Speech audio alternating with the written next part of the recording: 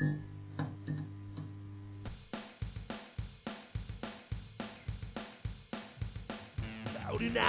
drunk at disorderlies 39, drunk at disorderlies 39, drunk at disorderlies 39, drunk at disorderlies 39, drunk at disorderlies 39, 39, 39, 39, 39, drunk at disorderlies. All right. Well, hey, ladies and gentlemen. Crazy people in Toronto. What's going on? Yeah. It's fantastic. Welcome to another episode of 39DD, guys. How's it going? Here we are. We're still surviving. We're still surviving. Here we are. We're Another back. Monday fun day at 1830 bar down here at 9 Clarence Square. Please don't do that. Yeah, thank you. Karim from Cifer Pics here, getting very angry at you for that. Good. Do it again. Quick, pass out the gummy bears. Yeah. How was the show tonight? You had a good show? The Stand-up prelude? show was great. We actually had a first here. In comedy, there's something called the drop-in surprise guest. That's where a well-known comedian happens to be wandering by, and all of a sudden he gets a spot. So we had Ryan Belleville, who is a series regular on Working Moms. He's been Just for Laughs too many times to count. He's headlined comedy festivals all across Canada. Been so successful in Canada that he had to move to LA. That's the next step for him. But he happened to be... Can't hold him here. They flew him. He's in town shooting Working Moms, and they flew him from LA, and his hotel's down the street, so he was wandering down the street, and he saw the chalkboard sign out front and was like, pro comedy. I'm a comedian. And popped in, and we threw him on the show. So there you go. You never know who you're going to catch here. Seinfeld's next week. That is excellent. That's excellent. Yeah, it was good stuff. Oh, yeah, that's true. Yeah, he might have been looking for a dispensary, but he stumbled across a comedy show and was like, comedians like weed. Maybe they'll know. And they did. Yes, you never know what you'll Which get. is fantastic, too. That's a very Canadian fucking story right now. Super Canadian. How about you guys? How was your weekend, everyone? We're back. Well, I worked all weekend. It was very, very hot. Yeah. Weekend was very hot. Yeah. Cool story, bro. Yeah. Bro, yeah. Well, it's it's a all I lot could think of at the A lot moment. of slow nothing. Full moon. Heat. Weird people. Were people weird this weekend? Yeah, for it you? was somewhat quieter than it obviously would have been if it Yeah. wasn't so stink-ass fucking ridiculous. But, yeah, people were definitely fucking weird. It's And like, I don't know. Full moon? I don't know. Yeah, the after hours I work in, doesn't have a proper air conditioning system or anything, so it Ooh. gets like scary McNasty in there. Speaking of the after hours he worked in, Trev, you missed this, but last week after the show, we actually we held it down here till 2 Good a.m. job, till Jim. close at 18:30, and then we went up the street to Bob's Booze Can. Absolutely, It's had called Bob's Booze Can. a little bit of after hours fun. Jim Tubinator here, sound guy, was there with us. I left at 5 a.m. and things were still going pretty strong. Like I felt like the party had barely started. Like it was just starting to get into it, and I was like, I need to go home. It's light outside now. Yeah, by like 10:30, 11 o'clock in the morning, I was like laying on a couch in the side back room with like some person I didn't really know very well, chatting to me about the beer I was not drinking anymore. I was like, yeah, I don't really care about you right now. We're talking. Please go. Is there a actual like kick out time? Like, do they actually ever shut down, or is Yes, it 24 hours? they do or- shut down, but it's not really a time. It's a space thing. So if there's enough people still spending their money and sitting around being degenerates, then we will definitely stay open and service that. And the night we were there was kind of cool because it was also open mic night too. Mhm. I had to leave before I could hit the stage. But It's kind of next a, it's time. kind of a spazzed out thing. You'd expect that the late night, booze can scene has none of that sort of karaoke or open mic night or blah blah. But it's actually completely not true. In fact, I've seen comedy nights at like 5 a.m. I've seen all kinds of live bands. It's wild. It's wild. You actually get an enormous diversity for late night, which is surprising. Right. Yeah. Yeah. It was pretty intense. Were you working then? Like, were No, you no. technically working? No, I only work Friday, Saturday. But Okay. if you're there, do you not become like omni working? Like, are they not like, yeah, Bob, take care of this thing real quick? Yeah, it's true. I guess you're sort of like, if you're there, there's going to be expectation you're going to help out. But these guys are friends of mine, so I wouldn't mind doing that anyway. It's like if I was sitting at a bar like this bar and there was a problem, for example, obviously I would lend my hand if I could, right? That's just the nature of the biz, right? Have you ever freelanced, like been out and all of a sudden you're working? All Like, the time. Or like, but not even, yeah. Yeah, literally all the time. When my ex-wife was here, she mentioned that there's pretty much no place you can go without someone recognizing you. Well, that also applies to like going to restaurants and working by accident. If I'll be standing outside a place having a cigarette, people will walk to me and hand me their ID. That's great. You know, and when I'm in a really interesting mood, I'll just put them in my front pocket. Be like, thanks. And people stand there for a long time looking at you like, is that a thing? Like, what do we do? And then I'm like, can I have my ID back? No. Well, don't you work here? No. Right? And then they get that panic look like, oh shit, that guy just stole my driver's license. They're like right? 20. And I'm just smiling like, and then you hand them back and like, I don't work here, man. Have a good time. Like, good time. But no, I'll be sitting at a restaurant, like having dinner. I remember going out on one of the first dates actually with my ex-wife. It's funny she's not here, and we were at a restaurant, a reasonably fancy place. Like I can't remember where it was, but it wasn't like, I don't have that kind of money. It's not like, Ritz-Carlton awesome, like, whatever. But it was like just, decent restaurant, like steakhouse or something. We're sitting there and this fight starts to break out. And I'm walking back from the bathroom and the bartender looks over and I've never seen this woman in my life. And she's like, there's a fight over there at table 4. And I look over, I'm like, you're damn right there is. I think the bigger guy's going to win. And she's like, well, looking at me like, what are you going to do about this? And I'm like, place bets? Oh, okay. I get it. So I went over and I'm like, guys, they all come to the table. I'm like, any more fighting? You're all fighting me. And it gets quiet at the table. I'm like, okay, so you suck. Just be nice to each other. And I walk back to the bar. I'm like, yeah, the boss said you have to pay me up now because they're going to do a cash shift out in the next 20 minutes from the bars. She's like, whoa, okay, yeah, well, what's your rate? I'm like, I make $200 a night. And she's like, oh, wow, that's more than the other guys get paid. And I'm like, yeah, but look at me. And she's like, oh, here's the cash. Pays it out. I'm like, walk over to the table. I'm like, hon, do you want to go somewhere nicer? Nice. Suddenly we can Ritz-Carlton. Yeah, I was like, yeah, we're just upgrading. Besides which, I paid our tab. We're good.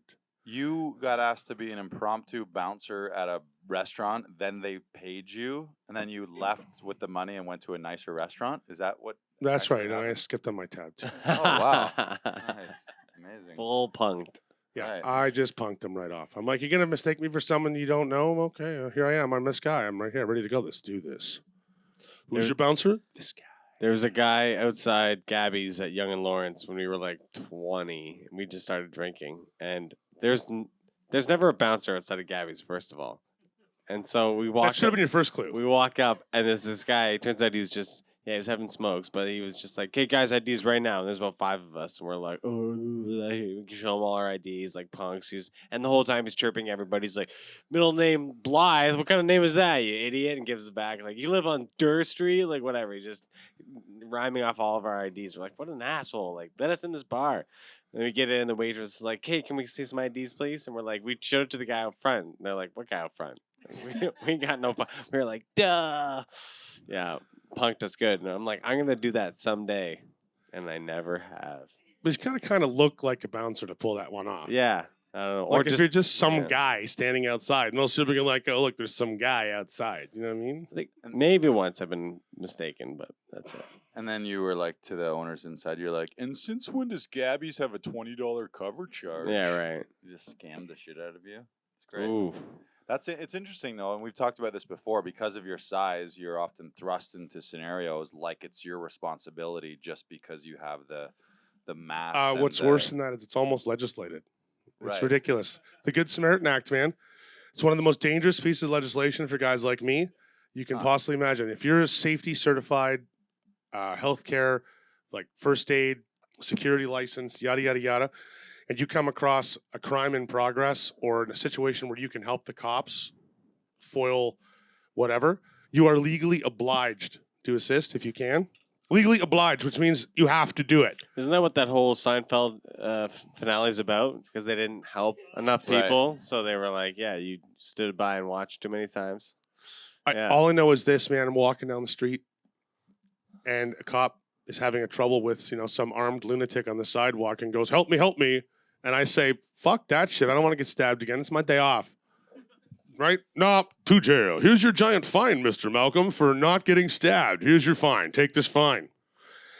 And it occurred to me once, actually, I've been hauled in on this. And then it gave me I got mailed a citation saying like, good job. You're like a hero. But that was the end of that, right?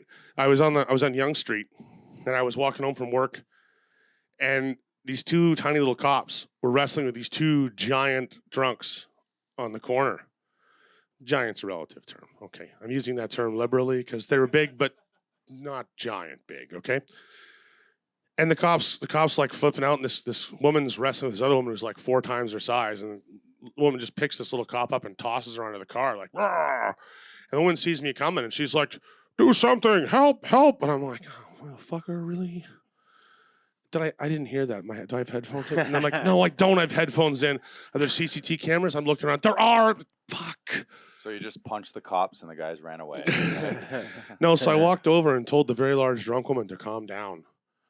And she's like, I'm not going to do what you say. And I'm like, oh, I bet you are. And she's like, why? And her large boyfriend is wrestling the other cop. So I immediately punched that guy as hard as I could. Knocked him fucking right on his ass right there on the street corner. Then I pointed at the woman and I was like, that's why. And she was like, mm-hmm. Because I'm sure this guy obviously kicked her ass enough that if I can knock him on his ass that fucking fast, she knows where the rules of the land lie right there. Anyway, the cops like jump on the situation, like helping this woman down. She's flipping out and they handcuff her and stuff. And the guy's like, what's your name, son? And I'm like, no, no, I'm not involved in this shit. And he's like, no, seriously, it has to go in the report. And I'm like, no. He's like, do you have ID on you? I'm like, no. He's like, give me your wallet. I'm like, fine. Yeah. Pull the wallet out. The worst part is all I had that had my name on it. This is the worst part. It was like a fucking library card. Right? Because I don't carry ID, especially when I'm out working at nightclubs and like illegal night spots and stuff. Because frankly, that's just fucking stupid, right? Like, who are you? I'm Spider-Man. We've gone through this one before about the tickets, Peter right? Parker. It's basically impossible for the police to give you a ticket if they can't figure out what your name is. And if you tell them a name, most of these guys will write it down without batting a motherfucking eyelash. Yeah. So yes, I am Peter fucking Parker on I don't know how many fucking tickets because it's like, I know I learned this the hard way. I learned this by actually telling them my name, then going in to pay a ticket and not having any ID. And I wanted to argue in court. I wanted to be like, yo, these cops are out of line. Like they gave me this drinking ticket in the park with Rich, and they were like super racist and weird and like violent and aggro and had no reason to write us this massive ticket and stuff. It was really, really fucked up. Strange situation. Like, okay, I guess I should tell that story because you guys don't know it. All right, so I'm sitting in this park in the beaches, and we made the mistake of sitting in the playground. But the problem is, it's the middle of winter. It's like fucking February, right? And I was working up the street, and Rich lives in the area, so we just met up and we were drinking these beers. All the kids were on the hill, snowboarding and tobogganing and stuff, and that's where we normally sit on the benches over there. So we're trying to avoid the kids by being the only place where there are no kids. And this minivan comes driving into the park, and at first I'm like, it's just a fucking minivan. It doesn't have any insignia, nothing on it. Doors fly open, and these 4 plainclothes cops, just plainclothes individuals, leap out of this car. And I'm like, the fuck? Is this a mob hit? Like, is this Breaking Bad in the park? Like, woo! It's the playground police. Yeah. You've been hogging the teeter-totter for So these too guys long, come over sir. and they start flashing badges and getting super aggressive with Rich. And if you've ever met Rich, you gotta understand he's like 5'9", like 100 pounds. Docile. Yeah, quite a passive little dude. Yeah, kind of narcoleptic, falls asleep everywhere. And literally, these cops are like giving him a really hard time and kind of ignoring me. Like I'm wandering around, drawing little smiley faces in the snow. I'm not even joking. Like I'm just like, you guys are whacked. Like what the fuck is going on in this park? And you see the guys like staring at me like, I don't know if I want to talk to that guy because he's really big and scary. But this little guy, we're going to bully. So they're fucking with Rich for I don't know how long. And I'm getting weirder and weirder and more angry. I'm just like, well, pretty soon I'm just going to know. We have to go these guys. I don't even know if they're cops, but I'm like, we're just going to do that. And finally they're like, well, we're writing you a ticket. And he's like, looks at me finally. He's like, what do you have in your bag? What, zip ties and binoculars? And I'm like, no. Zip ties. I'm like, no, officer. Not everybody's like you. And he's like, what was that? And I'm like, you heard me. I'm like, write me the ticket and fuck off. Because all you can do is write me the ticket. this is not an indictable offense. I'm not going anywhere with you for any reason. And that's a fact. Believe me when I tell you, I will resist an illegal arrest and you'll regret it. Anyway, tickets, whatever. Because the cops were so abrasive, so aggressive, so ridiculous. Like, accused me of being a child molester. Literally, like, you in this park, like, scoping for the kids. Like, really? That's why me and my best friend are sitting alone, behind a playground where there's no children, hiding from people having a beer. That's, we're here to prey on the kids. Fuck off. You know what I mean? Anyway, long story short, got to the court. I'm like, yeah, I want to fight these fucking cops. I want to place a formal complaint. I'm all self-righteous up. I'm like, yeah, I got this shit. I'm ready to roll in this courtroom. I show up. I'm like, my name's Robert Michael Malcolm. Here's my fucking ticket. I want to pay the fucking thing, and I want my moment in court. I want to see these cops. I want to talk about it to a judge, and I want that now. And she's like, well, do you have a driver's license or a passport? I'm like, no. She's like, well, I'm sorry. You can't even pay this ticket. I'm like, what? I'm like, the cops think it's me. They're pretty fucking sure. Like, they wrote this shit down. And she's like, no, I'm sorry. Without that proper ID, you can't pay that. I'm like, how many motherfuckers walking off the street with somebody else's $350 ticket and be like, hi, I'm fucking Dwayne L. Esquire, and I'd like to pay this ticket, please? Like, really? When the fuck does that happen? The answer is never. Random charity. No. Never happens, right? But no. So that taught me the most important lesson about tickets that I've ever got, which is if you tell them any fucking name whatsoever and they write that shit down, you're good. You are gold. Because that ticket right there, even if they misspell your name, you're gold. So if it's not the same name as on your ID, that ticket is not for you. That ticket is for whomever the fuck they think that person was. So, like, You hear that, Lars Classington? I'm thinking crime spree. Yeah. So that's your pro tip for the night. You get tickets, but Peter Parker. Do you have any ID on you? Nope. Write it down. That's it. That's what happens? No. Usually they get really mad and ask you for ID again, check your pockets and check your wallet. But if you're actually not carrying any photo ID, then you just rock and roll and it's fine. I feel like now they're just like, they just hold your phone up and they're like, oh, facial recognition. There it is. Trevor Ketcheson. We got you right here. Is that you? Yep, that's you. That's They're your like, is Facebook that profile. Trey Catcher or Trey the actor? Just No, I had give a me your friend. They Instagram mailed her a handle. mailed her a court summons, and she has a really long, complicated German last name. But Brandenburg with a bunch of little umlauts and stuff in it. Anyway, they send her something that's basically like Blandiger Blag or something on, because whoever was in the office just like, I don't know what the hell that Blag. name is. I can barely spell, so just. And yeah, so she went to court for this offense she obviously committed, had pled guilty to, was caught red-handed, walked in and was like, this summons is for a Blandiger Blag, whatever, and I'm not that person. It's not a real word. And the Crown was like, because that's your case. The only witness, the person you're supposed to charge, shows up and your paperwork is wrong, that's a mistrial right there. And for a misdemeanor, they won't give you another one. They won't. It's not worth the money. They'll be like, nope, beat it. Innocent until we're not stupid. And that's the end of that. I'm going to write that down. You ever thought about going into, the sector of law? Paralegal? You'd make a good paralegal, I think. Or private eye. Well, Ooh, private eye. Well, you're not so sneaky. You can't be. Well, no, you're not a sneaky. he private is eye. sneaky. I actually was a private detective for a while. Were you? Absolutely. I worked for a security company All right. and did court summons and they serve, like, what do they call it when you serve people papers? Bond service. You and- should be a bondsman. Oh my God, What do they Jackie call Brown that? What do they too. call that? You serve people papers for like. Yeah, but there's some Sheriff? kind of officer involved. Anyway, no, but the thing is, you got to get sneaky and you got to get tricky for that stuff because people hide and they pretend they're not there and they know the same tricks I do, like no ID, no name, you're not real. We should do like a Canadian version of Dog, the bounty hunter. Bounty hunting is legal Bob in the Canada. bounty hunter. Well, then what you're talking about, the citation.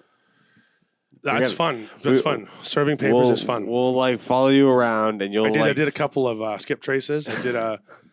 I did one divorce proceeding where I had to take pictures of some dude philandering on his wife.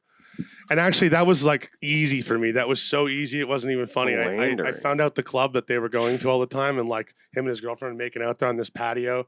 So I went up there, and a buddy of mine worked the door.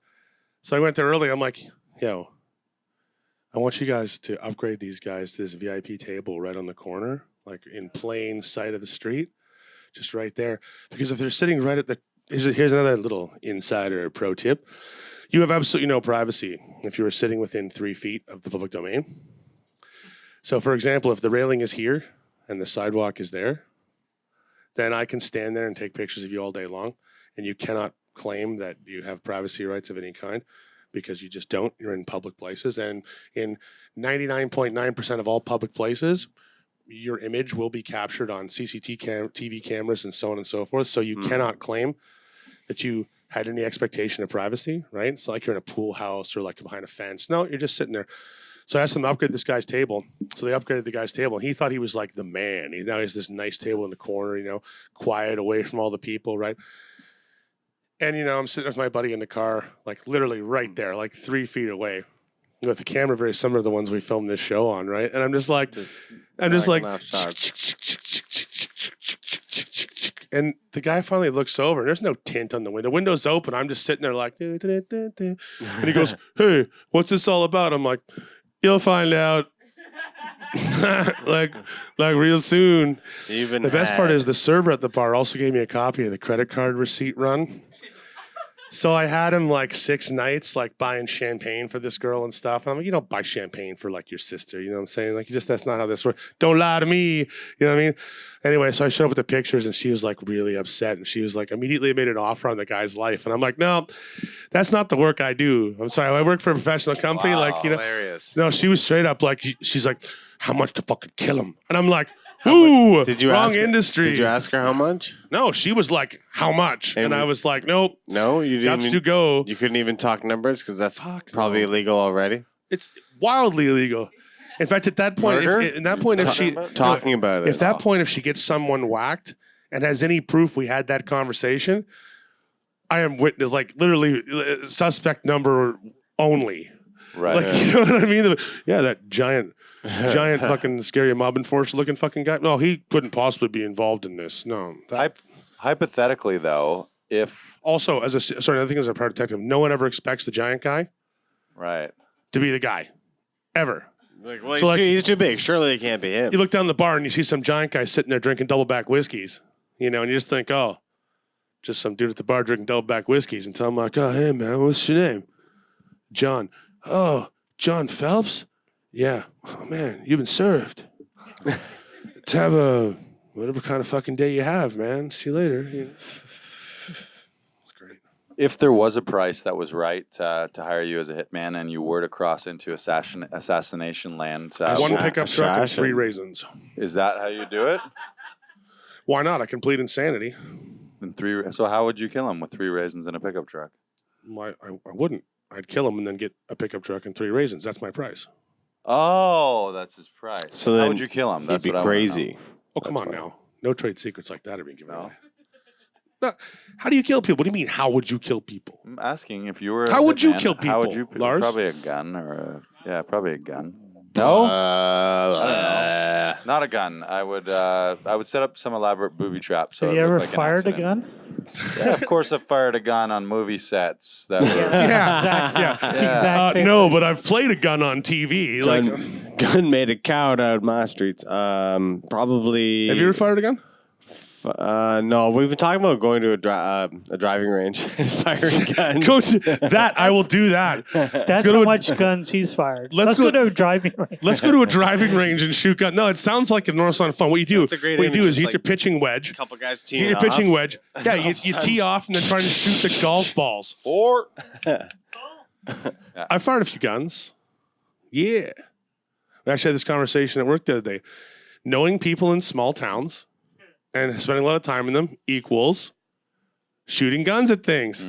It just takes a matter of time. You're sitting on the back deck drinking moonshine and someone's like, hey, we should go shoot shit.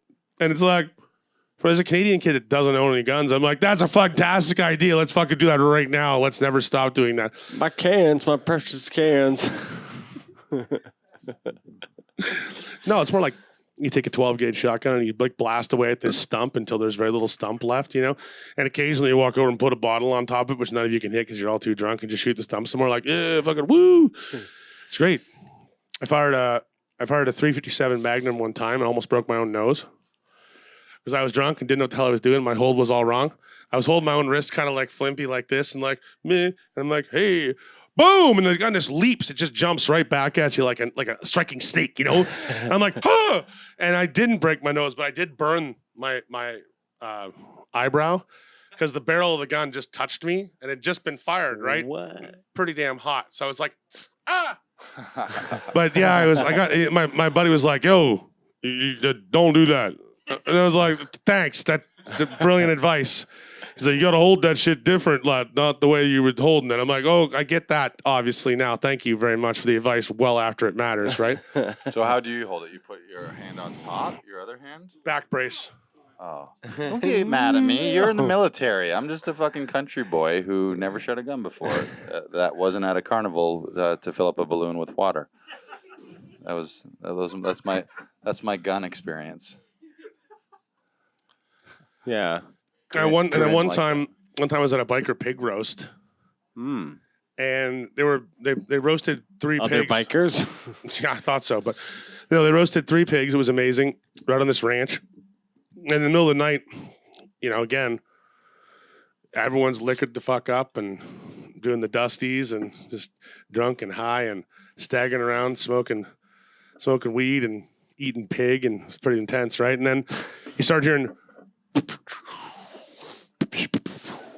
When I'm like, yo, should we be leaving? Is there like a situation? And the guy's like, damn right, there's a situation. They're shooting shit without me. And I'm like, oh, fuck yeah. What are we doing now? We're in the back. And there's like 30 or 40 guys just stand by this sand lot at the end of the parking lot, just fucking personal sidearms. I'm just like, yeah, in their vests, out come these guns, like, woo! They're just like, they're not shooting anything. They're just shooting because, well, hey, it's time to shoot now. So I spent a good 20 minutes being like, I'm really sorry, but can I see your gun? The guy's like, boy, that's a stupid question to ask. I'm like, I know it's really stupid, but I don't own a gun. And you guys all have so many. And they were like, most guys like trying to take pity on you, like, what, you don't own not even one gun? I'm like, I'm from Canada. They're like, oh, shit, here, try this gun out. This is what the guns are like, That's pretty cool. My cousin's a gun dealer. He deals mostly in airsoft though, like real firearms modified I've for shot those. Yeah, real firearms modified for paint rounds and stuff. But it's funny because he'll have like 60, 70 rifles in the back of his truck, like his car. He's just driving along, and the state troopers will stop him. Just standard road check, whatever. Be like, well, what do you got in the back of the car? And he's like, a lot of guns. And there's always, same response, always. All right, sir, could you please open the back of the van or whatever? And he's like, yeah, no problem. Here's my dealer's license, this and that. The next thing, pop it open. He's like, I run a paintball range, actually, and we do full tactical for guys just like you. And the cops and the state trooper guys are like, oh, yeah? Well, where's this range at? He's like, and he pulls out one of the AKs or something like, he's like, yeah, this one's fully modified to shoot paint rounds. Like, total airsoft. Here, check it out. Side of the road, cops standing there fucking shooting this AK paint rounds into the trees next to the highway. He's like, wow, the action on that's real authentic. He's like, yeah, absolutely. We do this full tactical. We got paint grenades. We got, sniper rifles. All guys sign up on the side of the road. In Canada, you're driving along with 50 rifles in the back of your truck. You get pulled over by the OPP and you're like, what do you have in your truck? 50 rifles? You're going to jail. You know what I mean? You're not getting clients. No, it's not happening. You're going to jail. Another pro tip. Those cops are his best customers now. Yeah. Yeah, I learned that when the last time I spoke to him. He was like, yeah, I get a lot of business. Like, cops pull me over. I'm like, I got guns in the car. How many guns? 50 guns. They're like, okay, well, that's definitely a search right there. And he's like, and then here's my card. And they're like, oh, yeah. Paramilitary guys, stuff like that. It's a big thing. Jim, you partake in any paintball games? Jim, one of our sound technicians, you were Canadian military? Back in the day. You seen some action? He was in Somalia? His home country. He was Slovakian Secret Service. He's a triple agent. No? We call him Tricycle. Somalia and Bosnia. So all the fun places in the 90s. Peacekeeping? That's what we were supposed to be. That was the idea? Yeah. Was it peaceful? So, Stupid fucking question. no. I know. I'm sorry about that, but no. And so since then, did you replicate any of the... well, funny enough, no, I love paintball so much. I was actually on the committee to make paintball an Olympic sport.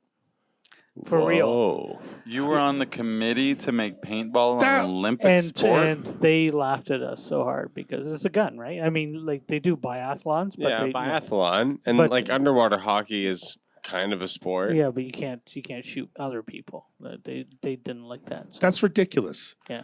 You know, the spirit of the original Olympics, I mean, sorry, like naked guys wrestling till someone died.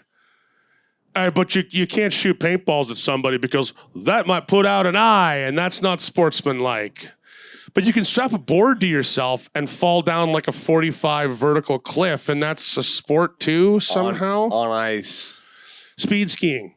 Another one, dress up like Darth Vader and kill yourself on a hill. Do you know when those guys wreck those neoprene suits? At the speeds they hit the snow, those suits melt into your fucking skin. Right.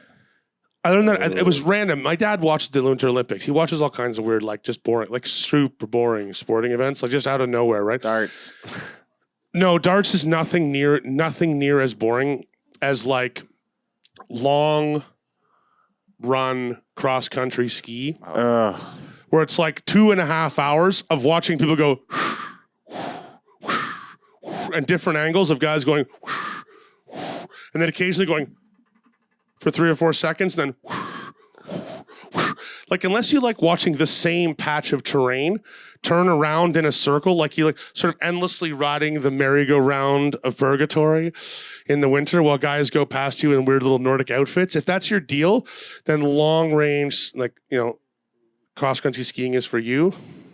Otherwise, that's why the biathlons and stuff where like they actually like they shoot things. That's pretty cool. Like you see a lot of but then it's like and then you're like, yeah. Now we got a sport on our Shooting hands. station, yeah. Yeah, but they also have to slow their heartbeat to shoot. It's Yeah. good skill. I like Oh, it. it's I really think it's, really I think more it's, technical. it's, No, I'm not. I'm not. interesting. Look, I couldn't do But, I couldn't do a long circuit cross country ski. I would die like half a circuit. I'd be like, at the end of that, Yeah, kudos. massive coronary, like, give me a smoke, just lying on the side of the rack. I don't want to do this anymore. Well, we were planning to do an episode where we all go cross-country skiing, but I guess we're going to nix that. No, we now. can go cross country skiing. And then this, like, what do you want to do? Like, I'm going to spend 4 hours out here cross country skiing. Fuck off, man. You know what I'll do? I will go to the fishing ice hut where you intend to arrive. I will drive there in my 4x4, and I'll be sitting there waiting for you with a flask when you come in and tell me how much cross country skiing sucked. Right. We should go snowshoeing. Yeah, because that's even less strenuous. We can definitely hotbox the ice fishing hut, though. I think we should Those do are that. easy to hot box. They're small. Right. And they're already almost airtight. It's actually really easy to hotbox ice or snow huts. I mean, you've built a snow fort that you fit in before. Yeah. It gets nominal. Fitting. You get in, and you're in. You know? You don't move around a lot. Yeah. You would have had to build it though, because if anyone else was building it, they wouldn't have like been like, make sure Bob can fit. Like, No, of course I was involved in the project. yeah, because like anytime you make a hole, it's like a little. It's not usually a walkway hole. We built one really crazy snow fort one time. It took us 2 months one winter because we froze the whole thing. So every night we would come back with buckets of water and throw water on it just before sunset and let it freeze. So the walls were like 3 inches thick, but they were solid ice. That was pretty cool because like the other kids whipping snowballs and stuff at us had no chance. And one idiot, because we'd cover the outside in snow, thought he was going to do one of those like bombardier went over and jump through the wall thing. Oh yeah. And he was not that big, and he hit it, and it was just like, again, it's like 3 inches of ice. It's like running to a reasonably thick wall. And he was just like, and some of the snow falls on him, and he was like, oh, and I was like, yes. And then we just like pelted him with snow. It was great. Hotboxing those things are great. In Looks like we have a question in the audience out there. Do we? Yeah. Yeah. What up, Lori? Identify yourself. Lori. Speaking to the mic. Hi, I'm Lori. Hi, Lori. Hi. Hi. Hooray. You can find. I'm Lori. I'm here to. Yeah, you can find Lori. It's been at least at, 25 seconds since I drank some of Lori- this Dos Equis, and I am a recalcitrant. What's your handle at? Wow. So sorry. It's just weird hearing your own voice. It sounds so weird. But Sounds great. okay. Come on, bring it on. Speak like- into the microphone. But you've lived a life, Yeah, yeah. a crazy life. Absolutely. Time to check out. But like my question to you is like, well, what was your favorite job that you did? Was it the PI, personal, private investigator, or what was your favorite job? Jizz mopper. Yeah, jizz mopper. I've heard this story. You don't need to imagine too much. Imagine a mop and some jizz, and then that jizz needs to be mopped up with the jizz mop. No, that was my worst job. Actually, my absolute favorite job was working as a Dungeons and Dragons summer camp counselor. Oh. Wow. Oh. How are you still not doing that? / jizz mopper. It's the same Because job. the pay working at like a city run summer camp is the kind of thing you can do when you're like in high school. Yeah, tell me about it. But afterwards, not really so much, unless you're like a hobo. Yeah, tell me about it. I feel like we can't not discuss the jizz mopper. Fine. A little bit. Yeah. The jizz mopper. Okay, we need the jizz mopper story. Yeah, Okay. jizz mopper story. Thank you for asking about the jizz mopper story. So for a very short period of time, I worked in one of the porn shops downtown that has private viewing booths in the back. And I was a shelf stalker, late night custodian, 24-hour place, right? Live girls or video? Video. You're like Okay. right out of the deuce. Like quarter peep shows? Well, it's like you pay a few bucks into the slotto and then it plays a video, like it just runs like a porn video. It's a porn theater. Gotcha. Yeah, So it's like the- like the private deuce- viewing like the booths deuce. just means jack off booths. That's what Right. that means. Gotcha. And man, it's just jizz absolutely everywhere. So when you walk in there, it's pretty horrifying. But on the lighter side, I got one amazing story. I used to work with an Asian woman there Old jizz. who was in medical school. And this girl was unflappable. It did not matter. The place could be on fire. Someone could walk in with a bomb vest on and her demeanor would not change at all. So, she saw the weirdest things. Like guys in full fetish gear wearing yellow raincoats come in and be like, "Can I have 10 quarters, please?" Stuff like this. She'd be like, "No change, no service, buy something." He's like, "What am I? How about lube?" You're like, without batting an eyelash. She's reading a medical textbook. "How about lube?" He's like, "Well, maybe I'll use some of that." "Yeah, sure, I'll buy some lube." There's no change otherwise, buy something. So one night I just finished mopping up. It's near the end of the night. It's like 4 a.m. We're about to close up for the next shift. There's a 2-hour overlay between. And this guy comes in and tries to rob the place with a little switch knife, And all I hear is Kim at the desk. He's like, "Bob, some guy robbed the place. He's coming here to rob the place." He's like, "Oh, I come walking out pushing the mop bucket ahead of me. It's just a mop bucket, thing." I'm wearing these like crazy up to the gloves like here, And I'm like, "Oh, yeah." He uses this little switch bit. I'm like, "Dude, all the cash goes into a safe. Like there's no cash register here. The money she counts the money and it goes into the thing. And then every 10 minutes, there's like $12 in change in the safe or in the till. You want the $12? Like, are you hungry? Do you need it?" He's like, No, I want the money. Open the safe." I'm like, "Dude, it's time lock. We can't open the safe." He's like, "Open the safe." I'm like, Kim says, now, again, she's still reading. She's not batting an eye. She's got the knife. She looks up, she goes, "Give him the mop." And I'm like, "Okay." And I grabbed the mop out of the jizz bucket. And I look at the guy and I said to him, "Look, man, you really got to go. You got to leave. Like, seriously, you don't understand. Like, we didn't sign the Geneva Convention around here. We're about to use biological weapons on your ass. You got to go." He's like, "Little knife." I'm like, "Okay, fine." Right in the face with jizz mop. His mouth is open. He's about swearing at me. He's like, "Flare!" And Flare. and I pull the mop back. He's dripping. And I'm looking at him. I'm like, and Kim goes, "Oh, that's not good." And she looks over at him, a medical student, remember, right? And she goes, "So you should go to the hospital and tell them you need the cocktail." And he's like, "What?" He's like, "The cocktail. When you have like possibly have lots of vanilla disease now. And you want to catch that quick before it's set in. And he's like, I'm like, what she's trying to say is you got like a whole shitload of spunk all up over your face right now. Like everyone else's jizz, everyone else's. This is a porn theater, son. And he was like, it dawned on him. He dropped the knife. He's like, I'm going to die. And I'm like, probably not. But I've never seen anyone with syphilis in their eye that liked it. Right. Anyway, so that's the porn mopping story. I didn't keep that job for very long. As you can imagine, it was one of those places like just not particularly fun to work. You know? How did you find yourself there in the first place? Like, how did you... Buying porn. Wow. And they're like, we could use a good jizz. No, there's mopper a here. sign in the window, help wanted, and I was buying porn and I was broke. And I was like, oh, you a job? Yeah, I'll do a job. I'm like, well, you gotta stock shelves and mop up around the store. And I was like, oh, that doesn't sound so bad. Until I get to the first night, and Kim's like, okay, so go mop back room now. And I'm like, back room? And I look over, and there's the sign, like private viewing rooms. And I was like, oh, damn it. Fuck this deal, this job. But, you know, job's a job. And Did you get an employee discount on porn? of course, Nice. What, 10%, 20%? Free. I just took things. Yeah. Oh, wow. I'm a jizz mopper. You think Yeah. they're going to say no to the jizz mopper? Like, yeah, I took this giant dildo, 4 liters of lube, and like 10 magazines. The guy be like, okay, Bob, did you clean the private rooms? I did. Have a good night. Nice. Any other audience comments, questions for Giant Bob? Who else we got in the audience here tonight? We got a great audience. Rashana, anything you want to know? Rashana. Hey, what's up? What's going on? Identify yourself. Hi, I'm Rashana. Oh. Hi. Hey, we got a sexy audience tonight. Welcome to the show. I'm talking to you, Jabril. That's everybody. Yeah, you guys are Thrill real. the thrill. Yeah.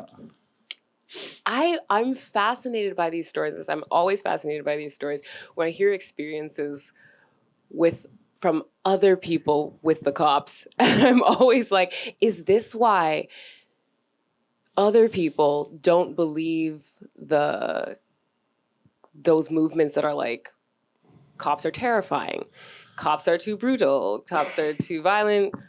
Yes. Because there's so many positive experiences with, oh, we're just going to shoot these guns on the side of the road, whereas like, or, I'm going to ask you for your ID and I'm going to search you politely as opposed to, just shoot you, like what is this? I have definitely Yeah. had both positive experiences and like guns drawn for the craziest of weirdo things. Yeah. I'm a medieval martial arts enthusiast, right? So I like sword fighting and LARPing? stuff. LARPing. Yes, that's right. I actually got a check today from the TDSB. I run consulting for them to playing Dungeons and Dragons with kids and teaching them about fantasy writing. So anyway, that's another ad lib. But one night we made a bunch of these PVC and foam swords, and weighted with sand to be the appropriate weight. And Oh, yeah.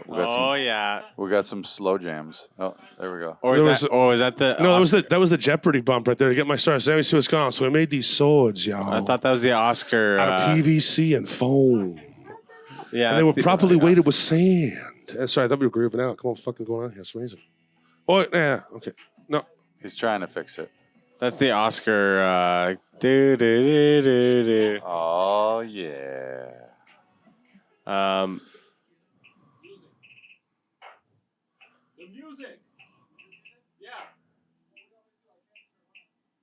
Well, you did twice. It was off, so how can you not turn it off? It's all right. We'll ride this out. That's okay. That's all right. We'll just slow jam this one through. It's a Oh, quick story yeah. anyway. So we made these PVC and foam swords.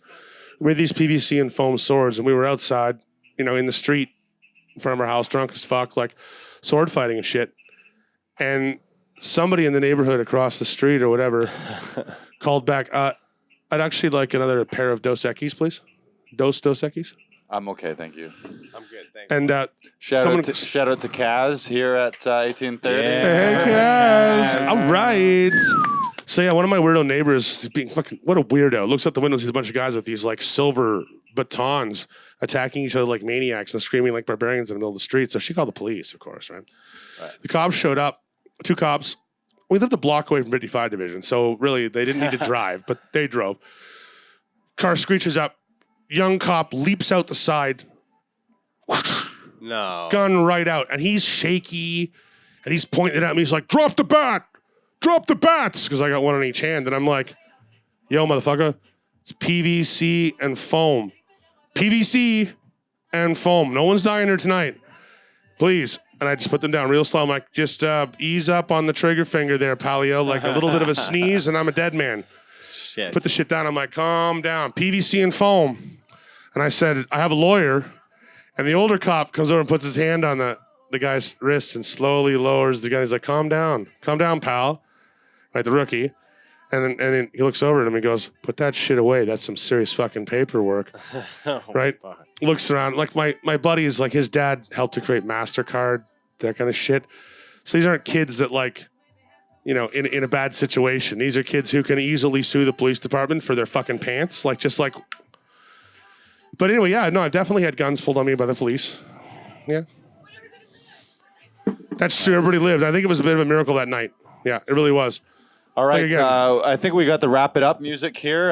It's that's terrible to do a podcast and then be interrupted by fucking random music here. But let's. This is how we do it here. Give a shout out. Downtown Toronto. Yeah, I think that was a little passive aggressive. Let's end the show. So thank you for tuning in, listening. Hit us up at 39DD Show. Shout out to whoever R&B artist we're listening to as the backtrack right now. We'll try and delete it, but if you're listening to this, it's Jay-Z? Okay, fine. Jay-Z, you can stay in our fucking podcast, but you owe us money for the exposure. Just this one time, Jay-Z. Yeah. No, we're just going to steal it. It's fine. Check us out at 39DD Show Jay-Z on didn't understand that. 39 ghetto. He Drunken understand. I'd be like, yo, Disorderlies. That's right. You know I'm not paying you royalties?